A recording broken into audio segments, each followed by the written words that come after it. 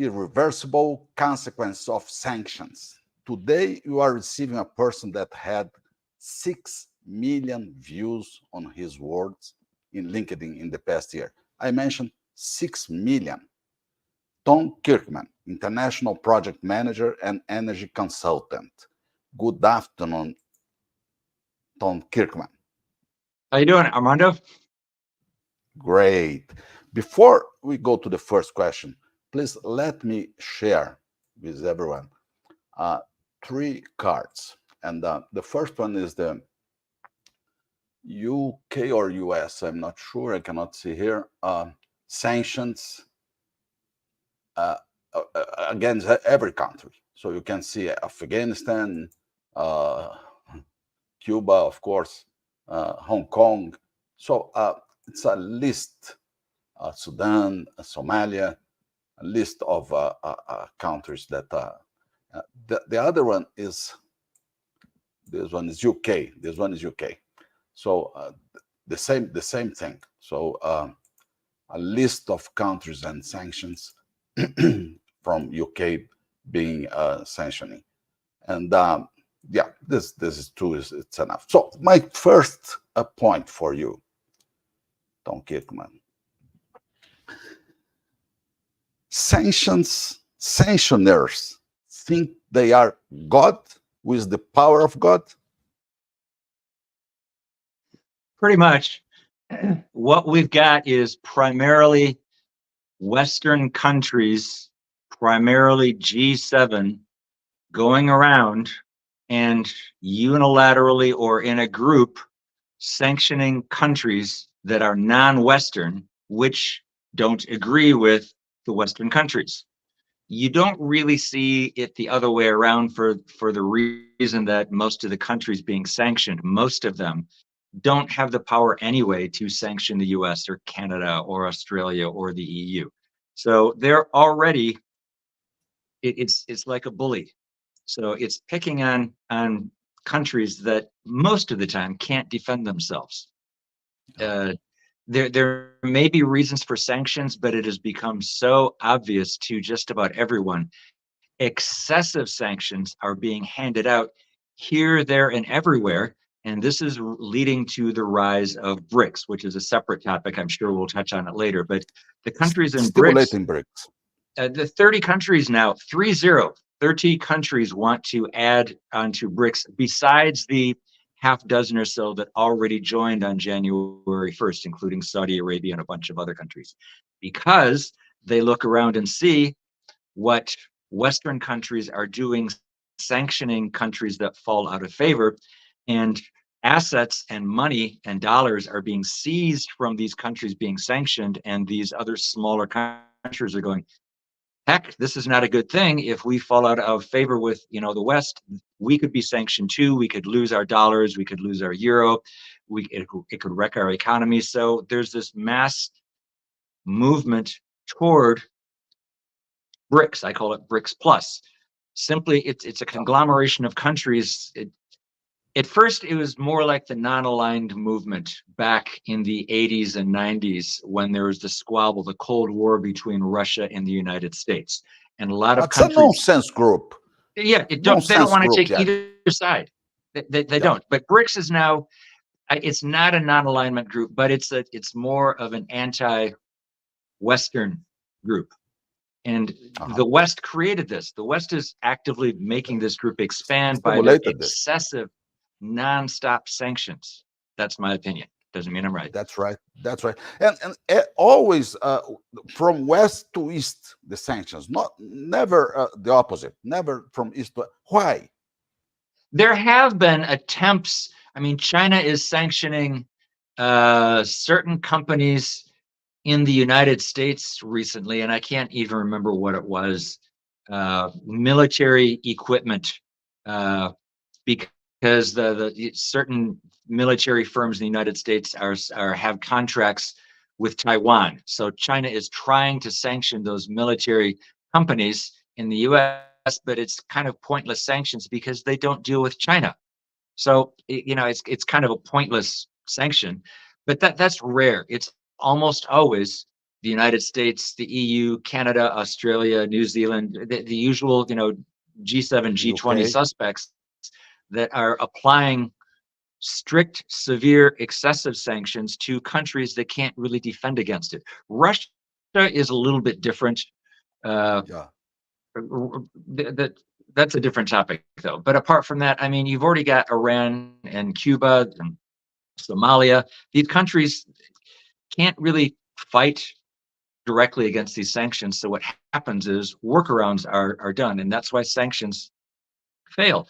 The people that get punished by sanctions are twofold. It's the lower class and the middle class of the countries being sanctioned, and it's also Perfect. the lower class and middle class of the sanctioning country because they have to pay higher rates for the goods that are being Perfect. sanctioned.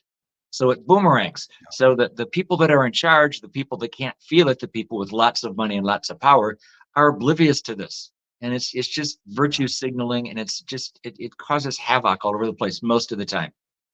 Why did you say that Russia is a special case? Is that so special, or is not common? Because so many countries do not agree with the Western sanctions and are freely trading with Russia. Russia has, from a natural resources point of view, Russia has more natural resources than just about any other single country in the world. It's massive.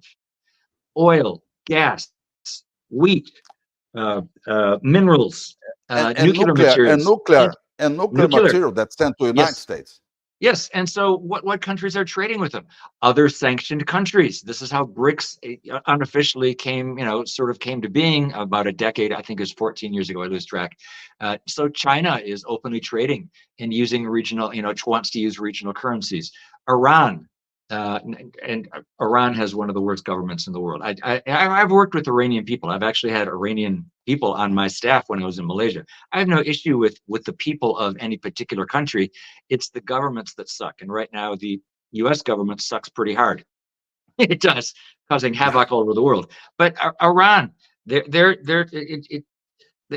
this de facto stuff going on in Gaza, which is a different, area. But it's like Iran is using the Houthis in Yemen as a proxy, and the United States is using Ukraine as a proxy to fight against Russia. So we're getting back into this whole Cold War thing.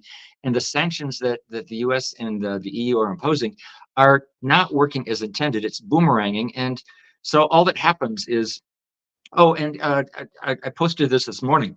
The United States is breaking its own sanctions on Russian oil. There's a price cap on Russian oil where no one is, no Western country is supposed to buy Russian oil if Russian oil goes above the $60 price cap. The United States bought 10,000 barrels, which is a drop in the bucket. But why? The United States bought 10,000 barrels of Russian oil at $67 a barrel. The United States government is breaking its own rules, and this was actually formally agreed to by a government body in the federal government that agreed to allow an exemption to the US sanctions on Russian oil. It makes zero sense to me. I don't understand it. If anyone wants to comment on this, and I was hoping someone from Russia or Iran or one of the sanctioned countries is listening in on this and maybe type in a comment. If you guys are listening, you can send comments here. But it's just bizarre. The United States is breaking their own sanctions after they tried and failed to threaten India to not buy Russian oil. And eventually the federal government about a year ago admitted openly to the press that, yes, we can't stop India from buying discounted Russian oil because India never agreed to the sanctions. Most countries in the world do not agree with sanctions against Russia. This is what the Western media fails to understand. There's only a small group of countries, around 20-ish, I don't know the exact number, they're Western countries, that agree with the sanctions on Russia. The rest of the world does not. So you've got India getting closer and closer to Russia because they need cheap energy from Russia. Uh, China is trading. They also want cheap energy, and it looks like they're going to be getting another new gas line directly from Russia directly to China, and that's going to simply shift the flow of natural gas and LNG from Russia to China. And China will save a bunch of money because it's sort of sanctioned, and Russia will still make out. They're not going to lose money. So these sanctions end up hurting the people who are least able to afford it, the lower and middle classes of both the countries being sanctioned and the countries doing the sanctioning. It's just not good for most people. Yeah, that's a very good point. Let me get back to BRICS and BRICS Plus that you mentioned. So these countries are creating a central bank to have a new coin, new currency. So you see that this can challenge the stability of the dollar. You see that? Yes, I wrote starting about 2 or 3 years ago, and I keep bringing this up every now and again. Currently, well, I don't know. I haven't checked lately. Within the last 6 months to a year, around 80% of the oil traded in the world globally is done in US dollars. Some countries don't use US dollars. For example, Iran, for example, North Korea. There's a few countries that don't do it. And I posed the question, there's going to be a gradual shift. It's not going to happen suddenly. There's going to be a gradual shift from 80% down to 70%, down to 6%. What's going to happen when to the US dollar, the petrodollar, when 50% of the oil traded in the world is no longer in US dollars, it's in regional currencies, which is what BRICS is trying to do.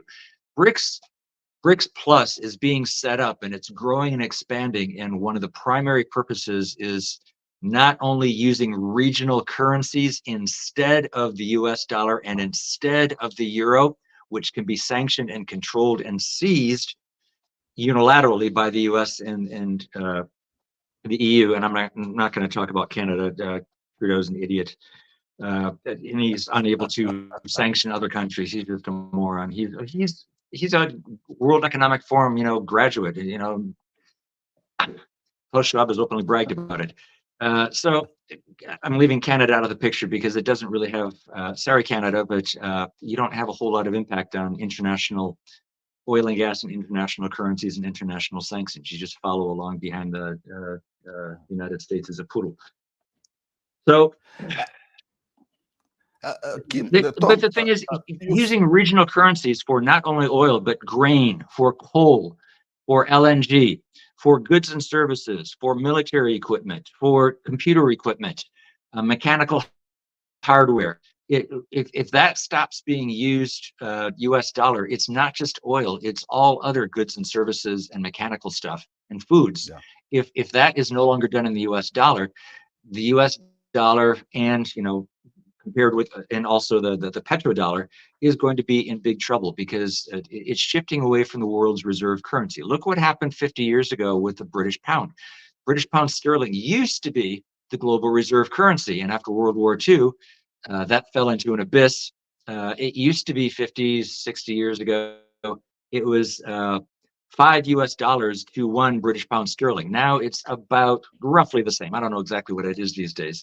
And the US has taken over as the world's global reserve currency, but it's going to follow just like the British pound sterling. People are fed up. And this affects me. I actually don't want to see the dollar fall. I'm just reporting on what I see because it'll personally affect me. I don't want this to happen, but I can't stop it. Tom, you said something about BRICS, and let me ask you about OPEC and BRICS being closer each one. Yeah. What is that? Is it your vision too? Oh yes. Well, look, the de facto leaders of OPEC that actually had a lot of the decisions are Saudi Arabia and Russia. Russia is not officially part of OPEC, but they sit on the committee that steers OPEC. They are the two key decision makers for all of OPEC. In the bully pulpit of OPEC as such is Saudi Arabia number 1, Russia number 2. So in BRICS, Saudi Arabia has now joined BRICS. So you've got Brazil, Russia, India, China, Saudi Arabia, and now you've got South Africa. Now you've also got Saudi Arabia. Yes? Yeah. Yes. Saudi Arabia is joining very soon. Those two organizations are merging together. You also have China trying to push SCO, the Shanghai Cooperative Organization, which is more political, but it's set up. But the thing is, the rest of the world doesn't want to play along with China's vision. China is very dictatorial. The Chinese Communist Party is horrible. China itself is a bizarre mix of it's no longer a communist country, really. Even the CCP, I wouldn't really consider it communist. It's merging communism and capitalism into this bizarre form, but it's still totalitarian. They can still order all these massive lockdowns. Look what happened. They led the world in lockdowns during, this whole COVID mess, and the rest of the world copied it. But I can't call China communist anymore, but the CCP scares me. The thing is, they are cohesive and they're able to, again, use the Chinese bully pulpit to force changes quite rapidly, for good or bad, in Yeah. China. And these situations of several conflicts. Let's see, Ukraine, the participation of Ukraine, Israel at that time, South China Seas, uh, North Korea. These strategies of the U.S. now are really good for the world and for the stability. What are they planning with this? I can't figure out what the current US administration wants to do. Um, a lot of people either love or hate Trump when he was in power, but you were fairly certain of where he stood. I don't understand what the current Biden administration wants to accomplish besides electrifying everything, enforcing, the Green New Deal, Inflation Reduction Act. The Inflation Reduction Act is simply the Green New Deal repackaged for the most part. It's just throwing money endlessly at wind and solar, uh, and trying to squash, using the EPA, which has become a political bludgeoning weapon, using the EPA to try and squash oil and gas and coal and nuclear, and it's failed miserably. So, I mean, right now the U.S. is producing more oil than any other country ever in the history of the world. So More clearly, the than Biden administration has 13 failed million barrels a massively day. trying to stamp out. I mean, one of Biden's election promises back when he was running for office was he was going to eliminate new offshore or new drilling for oil and gas in the United States, and he wants Yeah. fossil fuels to go away. And he's failed massively at it, which is good news for the U.S. But just imagine what the U.S. could do if they had an administration that actually backed oil and gas and coal and nuclear. And if you take away these subsidies from wind and solar, they can't sustain. I'm getting off on a tangent here. Let's get back on sanctions. I'm sorry. I No, apologize. no, no, no, no, no, no, no. Tom, there is something that's curious for me. There are also indirect sanctions. For example, Brazil is sometimes frozen in the relationships with Western countries, including France. So we have the direct sanctions that we see and the indirect sanctions. So the quantity of countries that do not agree with the UK, France, and Germany and the US and receive this kind of treatment, how do you see this indirect indifference? Think of it this way. On a social media forum, such as LinkedIn or Facebook or Twitter, there's this term called shadow banning, where it's not direct censorship, but the voices are muffled and sort of covered up. It sort of gets out to a small amount of people, but it's not open, blatant censorship. Perfect. So I lived 2 decades in Southeast Asia, so you learn to dance around what the censors are doing, because otherwise you can get a knock on the door from the police and end up in prison for saying the wrong thing. So you just learn to say things in a way that's going to be acceptable to the people in charge, and there's certain third rail topics that you can't discuss. So countries that are being shadow banned, sanctioned, for a lack of a better word, they Interesting. learn to not upset the countries that are trying to shadow ban, censor them. So it's social control, Western countries trying to not directly sanction the countries, but sort of goad them into trying to do things that they want to do. An example, the West and the United Nations and all this other stuff was trying to force Africa, a lot of African countries, to stop drilling for oil and gas and instead use wind and solar. And they promised lots of money if you do wind and solar and stop doing natural gas and oil. And basically, Africa, in a polite way, said, no, no, No. we need the oil and gas. We can't Yes. afford the inefficiencies and intermittencies of this renewable. Wind and You want solar. to do it, that's fine, but we can't afford to do it. We need the coal, we need the oil, we need the gas.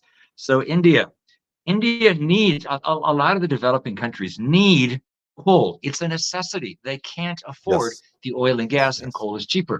It doesn't matter how much they get shadow banned, censored, and shadow banned sanctioned by the United States. I mean, the United States tried really, really hard to pressure India into not buying Russian oil, tried to pressure India really, really hard to stop burning coal. And India has politely, under Modi, said, no, sorry, guys, we can't do this. We can't afford to do this. Look at Pakistan.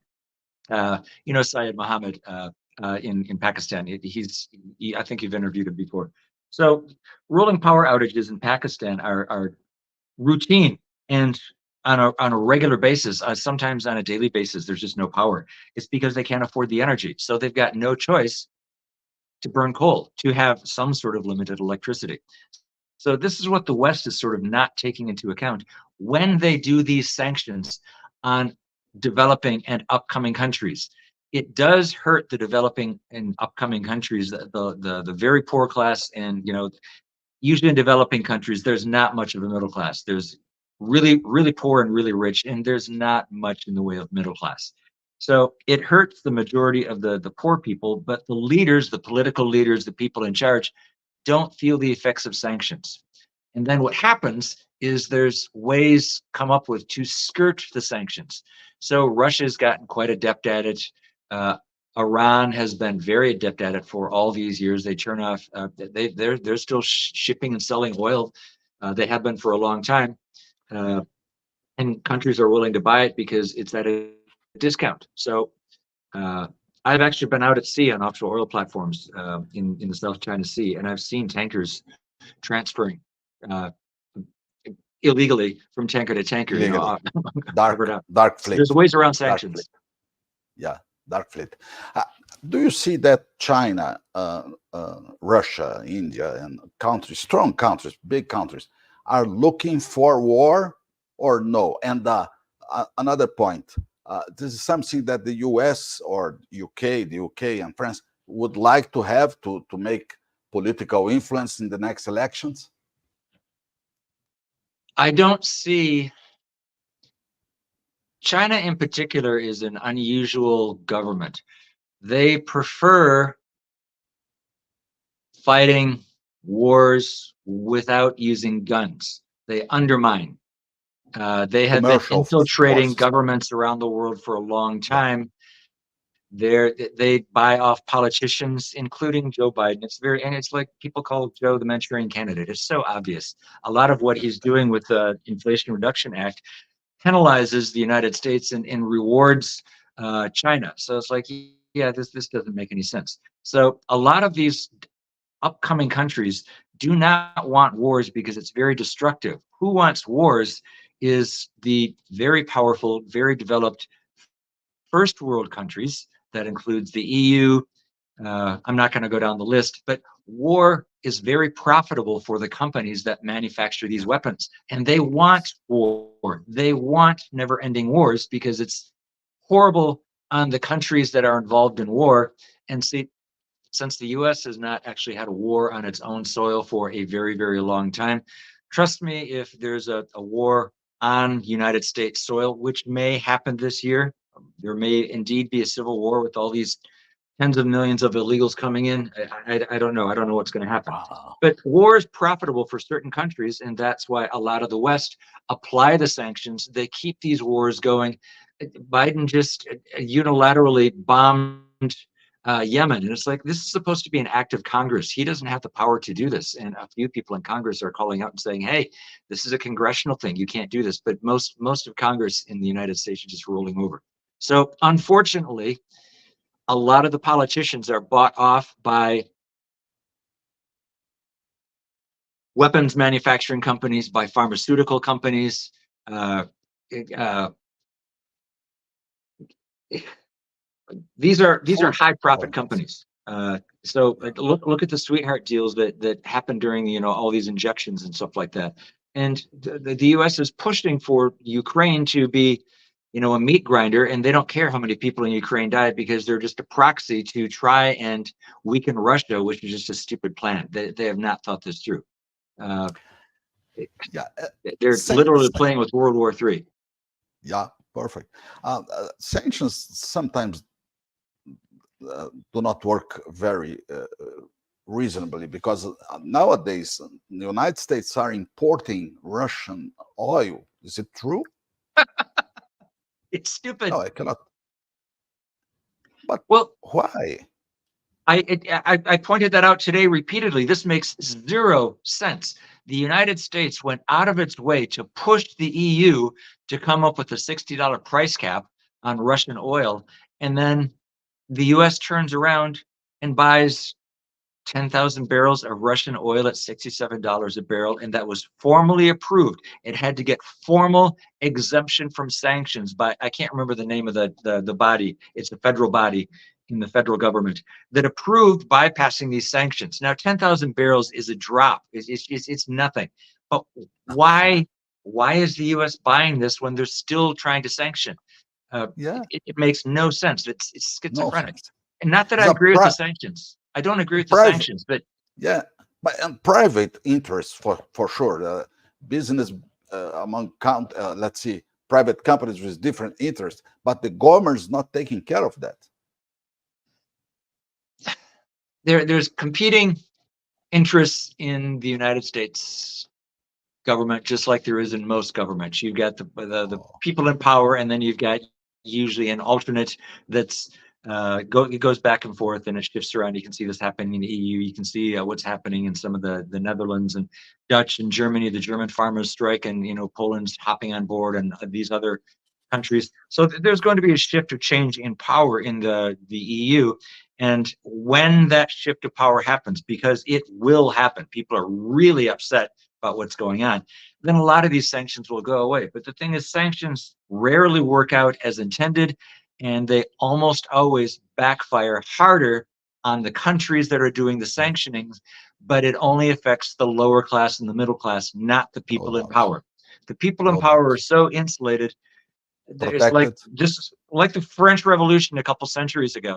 The toss off line, "Let them eat cake." It's like you are just so out of touch with reality. That's why you're going to get your that's why you're going to get thrown out of power. I'm not going to say, guillotine, because, people get upset, but it's like, I don't see that happening in the modern times, but people are revolting against the governments in a peaceful way. And what's happening is the media is simply not reporting about what's going on.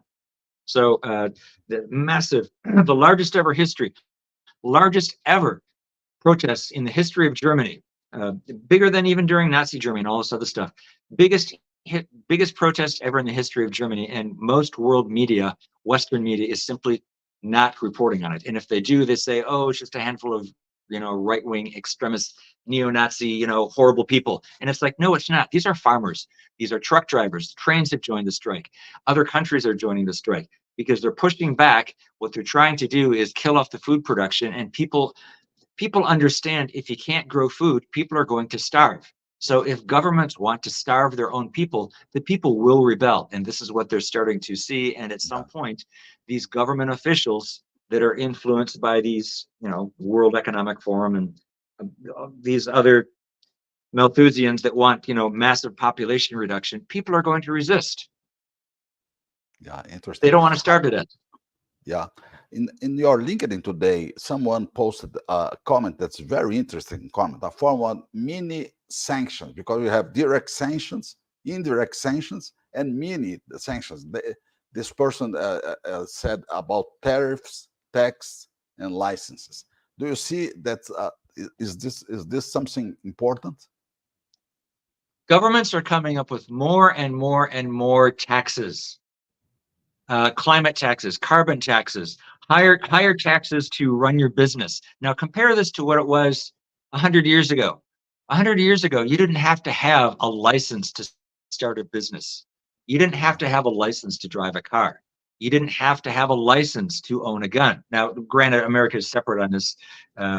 Most countries, a lot of countries, you can't own a gun. But Australia willingly gave up their own guns, and I'm sure a lot of people now regret it because they're now defenseless. And this was very obvious during the COVID lockdowns. People could not defend themselves against the government, which just went completely berserk, tackling people, arresting people. People could not defend themselves.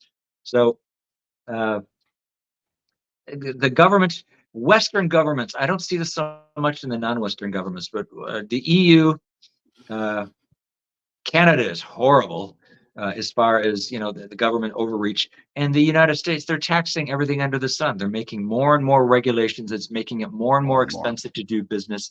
The Yes. Environmental Protection Agency in the United States is used as a bludgeoning weapon to bash types of So, industries that the government does not agree with, such as oil and gas, and all these regulations about washers and dryers and air conditioners and heat pumps, and it's just making things expensive. but why? To control businesses and Yes, to make control directions? people. Oh, Is control the people. whole end game is to control central bank digital currencies. That's what that's about as well. It's about absolute and total control. Everything being monitored all day, every day. Uh, and people once that gets up and running, people really won't be able to stop it. It's happening right now, and I'm scared what's going to happen this year, 2024. We're only starting 2024. It's going to get much more tumultuous, especially in the U.S. I fully expect during the last presidential elections, there was Black Lives Matter riots, and these were actual riots. These were not peaceful protests. The cities were burned down. I expect something similar this summer. People don't want to riot during the winter, and this is why I'm like, keep telling the German farmers, go. It's cold out there, and these guys are protesting, and a lot of supporters are coming out. That takes guts. That takes tenacity. That takes determination. That means you really, really understand what's going on, and you are really going to resist. It's freezing cold out there. So what's going to happen is governments, I believe, are going to be instigating, or the US government anyway, is going to be instigating all sorts of upheavals in the United States this summer in the run up to the election. Yeah. So I'm getting off track again. I'm sorry. Let's go back to sanctions. My apologies. Yeah. Let's go to the conclusions. Let me Yes. try three phrases, and you can add more phrases Okay. and thoughts. The first one for me is sanctions don't work. Correct. The second, take care with the boomerang effect. And the third, and you mentioned boomerang effect. The third is that sanctions can cause irreversible consequences, as the title of our topic. What else you would like to bring? It hurts ordinary people. It does not hurt those in power. It Fantastic. really hurts the people who are defenseless, that have no say in this. They have no sanction in telling their governments what to do. It's just, it's regressive. It's totalitarian, and it is counterproductive. Granted, but the thing is, I mean, sanctions are probably better than a full all-out, shooting war, but it's still not good. You would think diplomacy would be able to come to it, but the thing is, what's happening is bullies don't want to use diplomacy. Bullies want to use force, whether it's force by military or force by sanctions. So force by sanctions is a step down from a shooting military war, but it's still basically being a bully for the most part, not always. I can see some cases where sanctions would be called for to try and discipline a country that's gone really errant, and trying to coerce them to do it. But these never ending, I mean, the United States government has said even if Russia it stops the war with the conflict or whatever with Ukraine, they never want these sanctions to go away, ever. So how what's the point of to the country being sanctioned if if you know the sanctioning country is never going to remove those sanctions, Hmm. then Hmm. it's no longer carrot and stick.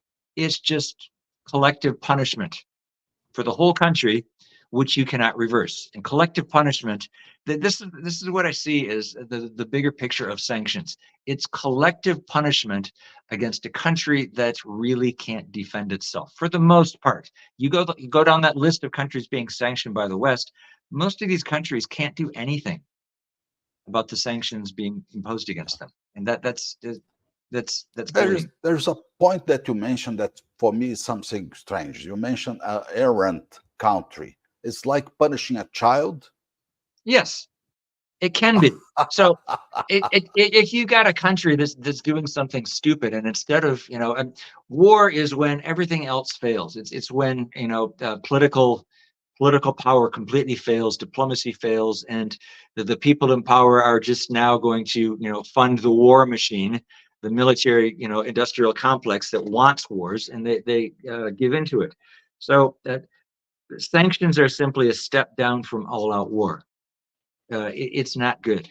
And again, wars don't hurt the people in charge. It doesn't hurt the presidents of countries That's right. because they're insulated. It hurts the ordinary people. Sanctions, to a lesser degree, it's the same thing. Perfect. And yes, it Ordinary. look. Okay, Gaza is never going to recover from the bombing and shelling that's going on right now. Gaza Uh-huh. is basically going to be eradicated. So that's irreversible consequences of war. So irreversible consequences of sanctions are, one,